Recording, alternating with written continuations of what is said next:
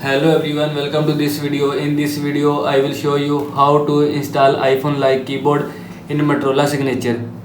First of all, open Play Store. Now in Play Store, click on search bar, search Apple keyboard. Now click on Apple keyboard and click on install. After click on install, wait few seconds. After complete installation, click on open. Click on enable in setting and turn on this button. After turning on this button, click on OK. Again click on OK. Now go back.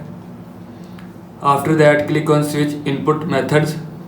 Now here you will see two methods: English US keyboard, English US green Apple keyboard. Now click on English US green Apple keyboard. Click on no thanks and click on finished. Now here you will see install iPhone like keyboard from your phone. This is how you can install iPhone like keyboard in Motorola Signature. I hope so you like this video and thanks for watching this video.